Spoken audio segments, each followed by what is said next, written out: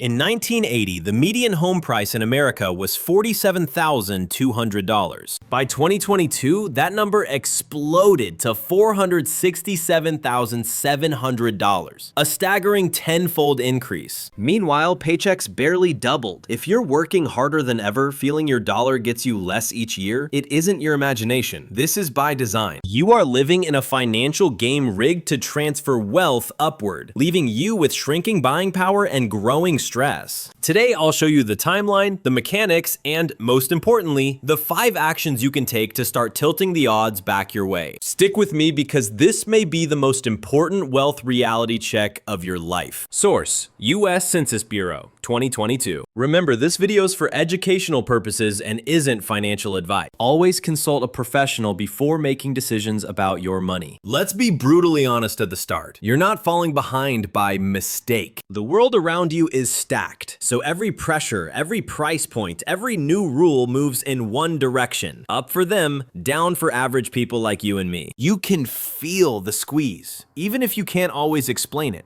Odds are you're working more hours than your parents ever did, but you have less freedom and less saved up. Maybe you earn more in raw dollars than any earlier generation, but can barely afford rent, groceries, or medical bills. Here's the paradox. Productivity in this country has skyrocketed for decades, but your ability to actually buy things with your paycheck has flatlined. Let's get specific. Corporate profits broke records year after year, but your savings haven't kept pace. The American economy ballooned to previously unthinkable heights, but somehow daily life for most families shrank. This isn't an accident. This is a blueprint. Helpful, I want you to meet Sarah. She's 33, and in 2021, she earned $52,000 a year. That sounds impressive. Definitely above what most people made in the 1980s. But get this, almost 40% of Sarah's income, about $1,700 every month, went straight to rent for her 1-bedroom apartment in a medium-sized city. Her parents, back in their day, paid just $450 a month in the 1980s. That was barely 20% of their joint income. So even though Sarah's paycheck is higher, she's got less real power. Her money is eaten alive by costs that jump much faster than she can ever earn. After budgeting and even working side hustles, she ends up with less than $100 to save at the end of each month. If you've ever felt this frustration, drop a me in the comments. You're not alone. Let's peel back how we got here, decade by decade, with the numbers and the real-life stories. The 1970s, when productivity and pay uncoupled. Here's where the first major shift happened. For decades after World War II, wages and productivity were locked together. If workers produced more, they earned more too. But in the 1970s, the line snapped. Productivity kept rising, paychecks stopped. The explanation given? Temporary setback, they said. Inevitable change. But behind the scenes, companies discovered something.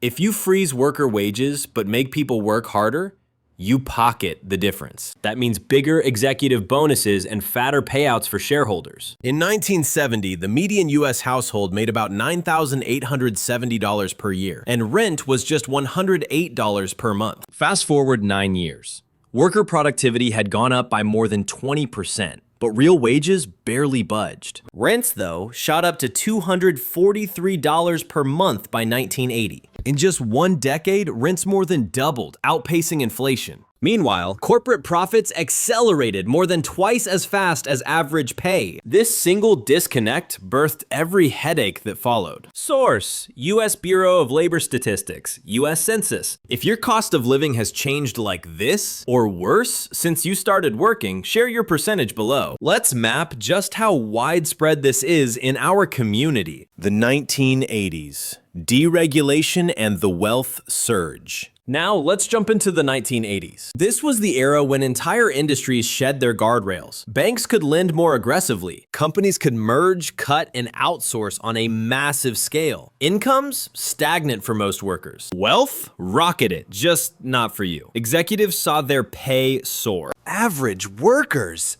left in the dust. Let's run the numbers. In 1980, the average US CEO earned $1.1 million. By 1990, that ballooned to $3.1 million, a mind-bending 182% increase. But the average worker's pay inched up by less than 4% in real inflation-adjusted dollars across an entire decade. The S&P 500 tripled, but most people didn't get the benefit because pensions were traded in for the risky 401k. Even college, once affordable, became almost out of reach. A 4-year public school shot up by 213%, from $800 a year in 1980 to more than $2,500 by 1990. That increase dwarfed family income gains. Sources: Economic Policy Institute, S&P, College Board. Let me introduce you to James. He was 42 years old in 1992 and had worked at the local steel mill since 1978. In 1985, James's hourly wage was $11.30, but then overtime evaporated. Management's new profitability plan. By 1990, his wage barely nudged higher. Guess what changed? Medical insurance, once fully covered, was now costing him $200 a month, direct from his paycheck. The steel mill merged into a bigger corporation, and wave after wave of layoffs became routine. From 1988 to 1994, James watched friend after friend lose their jobs as outsourcing and automation sped up. By 1994, his $24,000 annual income no longer stretched far enough to pay rent, utilities, rising medical bills, and his daughter's tuition. And the comfort of a pension was replaced by the uncertainty of a 401k. If you've seen coworkers, friends, or family in James's shoes, let us know in the comments. This is how the playbook was built. Source: Fed Reserve, U.S. Department of Labor. Here's a quotable takeaway. You're not failing.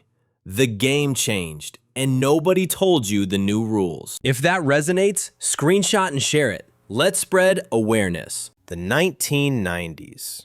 Globalization gives way to the debt trap. The 90s ushered in a new buzzword: globalization. For big companies, it was an invitation to move jobs overseas and slash labor costs. American communities, your town, my neighbors, became expendable. The only loyalty was to the shareholder. So even as incomes at home stagnated, expenses kept climbing. Rent, healthcare, tuition, all spiraling up. What was the mainstream solution? Borrow more. From 1990 to 2000, the share of workers with employer-backed pensions collapsed from 42% to just 23%. Home prices rose by a third, over 30% nationwide. Medical insurance premiums rose faster than inflation for 8 years straight. By 1999, the average family premium was up to $1,543 a year, a full 50% higher than just a decade earlier. Source: U.S. Census, Kaiser Family Foundation. This is when credit really started taking over. The old promise, work hard, get ahead, suddenly came with a big asterisk: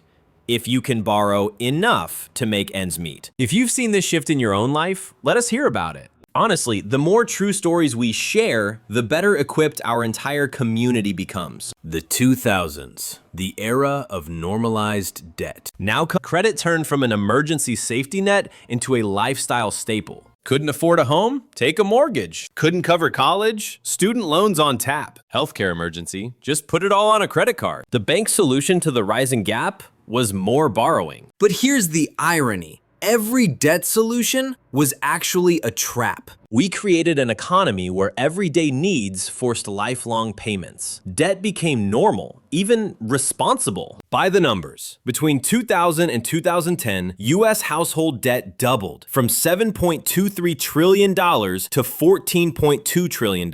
New grads saw average student debt spike $16,900 in 2004 to over $23,000 by 2010. Even buying a home became a bigger hurdle. Median prices jumped from $169,000 in 2001 to $221,800 in 2006, way ahead of wage growth. Sources: Federal Reserve, College Board. Let's anchor this in Mia's story. By 2013, Mia was 28, having just finished college with $29,500 in student loans, a bit above average for her age. She landed a marketing job making $38,000 a year, but monthly expenses devoured her paycheck. $1,150 for rent, $320 just for her student loan, and nearly nothing left over. She delayed doctor's visits, skipped vacations, charged any emergency to her credit card. For 7 years, as rent and health insurance outpaced any raise, Mia paid faithfully on her loans. By 2020, she still owed $18,400. Her entire cushion against disaster? A $500 savings account. If you recognize yourself or someone you love in Mia's journey, hit like or share her story below. Here's a hopeful bridge. The system sets the rules, but history proves people adapt, sometimes in small but powerful ways. We'll dive into those solutions in a minute, but first, let's see just how deep the design goes. The 2010s. Tech, tracking, and frictionless spending. Next, the 2010s. Technology transformed the economy, but not to empower you. Instead, it became a data goldmine for corporations. Every scroll, every online purchase, every streaming service, tracked, analyzed, and repackaged to shape your habits. Algorithms didn't just advertise to you. They engineered your spending behaviors. You get instant everything. They get deeper hooks and more steady withdrawals from your account. Just look at the numbers. In 2015, American consumers spent $420 billion on recurring digital subscriptions, a massive leap from $57 billion just 10 years earlier. Meanwhile, the median savings account balance sat at just $5,300, and half of US households had less than $1,000 set aside. Rents in major US cities for a one-bedroom jumped 48% between 2012 and 2020. Average wages for young workers up less than 10% after inflation. Sources: Magnify Money, U.S. Census, U.S. Bureau of Economic Analysis. Meet Luis. At 36 in 2021, Luis was making $84,000 as an app developer, a salary his parents would have dreamed of. But those paychecks disappeared almost overnight. He was juggling 6 auto-build subscriptions every month, streaming, meal kits, banking apps, costing him $300. His rent? $2,400 a month. Healthcare premiums, ongoing credit card debt from a hospital stay, and a few small debts kept him near zero. Any financial surprise meant more borrowing. That's the trap. Radical convenience for you. Recurring revenue for them. If you're drowning in subscriptions like Luis, I have a free tracker spreadsheet. Comment subscriptions below or check the link in the description and I'll send you one you can personalize. Start hunting leaks with real numbers. Let's pause the cycle for a second. Every act of friction, like canceling an unused subscription, is a small rebellion that adds up. Screenshot this quote if you need a reminder. The 2020s, a system exposed, and the squeeze hits home. Then came the chaos of the 2020s. Costs across the board took off. Profits at the top soared even higher. Suddenly buying a house felt impossible. Essentials used to be affordable, now they're labeled as luxury items. It's a historic first. Millennials and Gen Z are expected to be poorer, have less real wealth than their parents for the first time in modern US history. Not bad luck, by design. Look at the data. In 2022, the median US home price reached $467,700, over 4 times higher than the inflation-adjusted 1970 average. Average rent for new leases passed $2,000 in big cities. Corporate profits hit a record $2.53 trillion, yet wage growth trailed both inflation and the cost of essentials in 2021 and 2022. Sources: U.S. Census Bureau, National Multifamily Housing Council. Let's call out another truth that often gets lost. Your struggle isn't a sign of personal failure. It's the natural result of a machine designed for you to stay behind. If you know someone who needs to hear this, share the video. Let's break the toxic myth. Poverty is not a glitch. For them, it's the business model. The underlying mechanism. The dependency machine. How does it really work?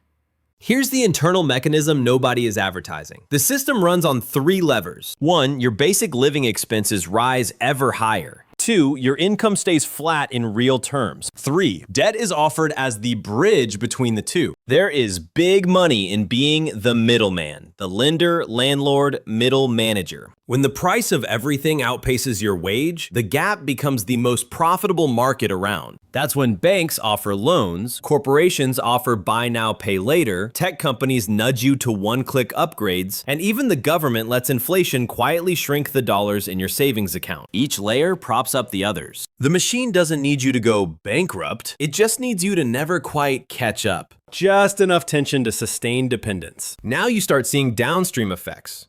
Ownership keeps moving upward. Renting becomes permanent for millions more families. Healthcare is treated as an endless subscription. Student debt converts college into decades of repayment. Inflation acts as a tax you can't vote against. Productivity gains feed shareholders, not workers. The housing market? Less about people, more about investment firms. Retirement? Tied to market swings you can't control. And every single year, if you're not vigilant, you fall further behind. Not from individual choice, but because the machine absolutely requires it. Let's close the loop. The system works best when you struggle. Your debt becomes someone's asset. Your rent funds their income. Your financial anxiety turns into opportunities for new financial products and, yes, new profits. The model is not about making everyone desperate. It just wants you to never fully catch up. Look around and you'll see this new version of the blueprint everywhere. Real estate investment giants now buy entire neighborhoods to guarantee a new generation of permanent renters. Central banks pump up the economy, sending stock and home values soaring, while the average salary moves an inch per year. Financial companies invent whole new ways to transform your future income into products. Big tech harvests your attention, then sells you solutions to problems it quietly created. Global policy keeps budgets tight for most, while capital gets endless new doors. So here's the million-dollar question. What can you actually do? Structural problems demand more than hustle. They need structural resistance. I'll break down step by step 5 concrete actions you can start now.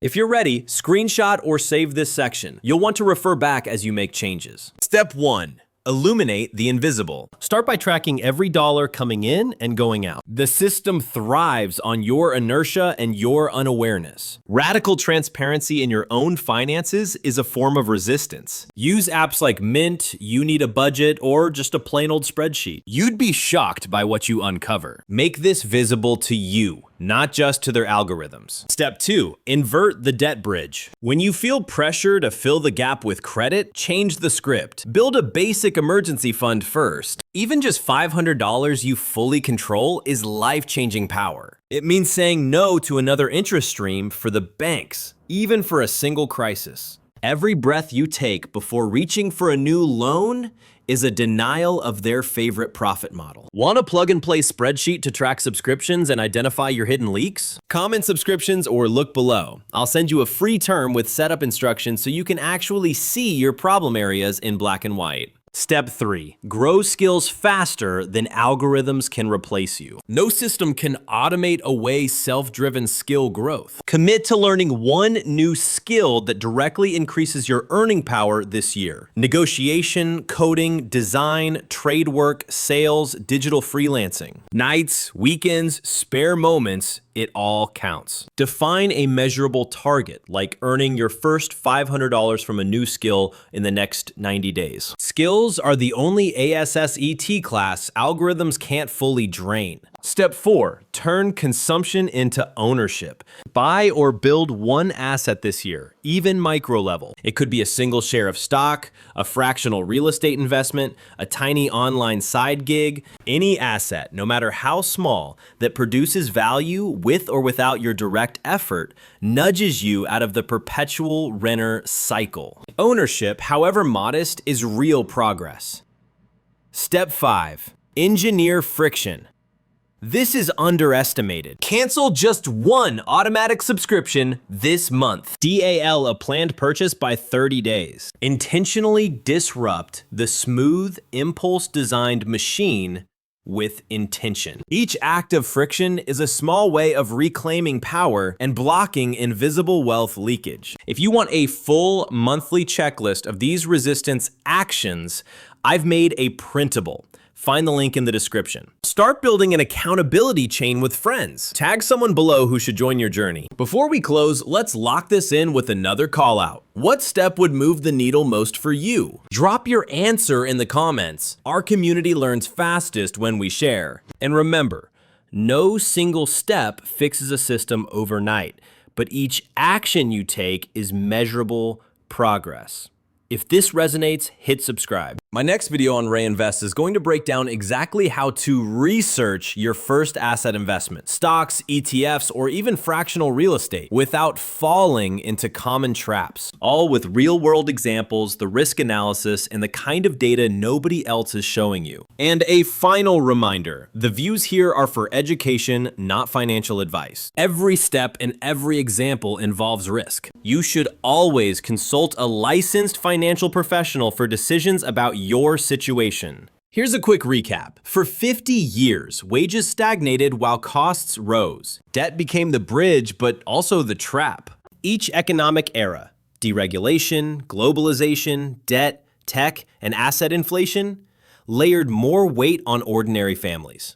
But every dollar you account for, every expense you cut, every asset you buy, and every disposable subscription you defeat breaks a piece off that apparatus. Here's what to do starting right now. 1. Track every single dollar you spend. Download the spreadsheet or use an app. 2. Build a $500 emergency fund as an alternative to reaching for credit. 3. Dedicate time each week to learning a skill that boosts your earning power. 4. Make your first, even tiny asset purchase. 1 stock, 1 micro business step, or a fraction of real estate. 5. Cancel something you don't use this month. Engineered friction is your secret weapon. Check out the free monthly checklist in the description for an accountability boost. How fast will you see results? Some changes, like canceling a subscription or tracking your spending, will free up cash instantly. Others, like building skills and buying assets, compound over months or years. Expect the first momentum in weeks. The bigger effects need consistency and patience. If you found this breakdown eye-opening, subscribe and hit the bell. You'll want to catch my next Reinvest video where I'll walk you through the safest first steps to owning assets with facts, real returns, and side-by-side risk analysis. If someone you care about is stuck in this trap, share this video. Comment your cost of living story or which action you'll start with. Let's turn awareness into change together. Remember, this is not financial advice and shouldn't be taken as personalized recommendations. Every example is for educational purposes. Your results will differ. Always talk to a licensed financial advisor before major financial decisions. Past performance never guarantees future results.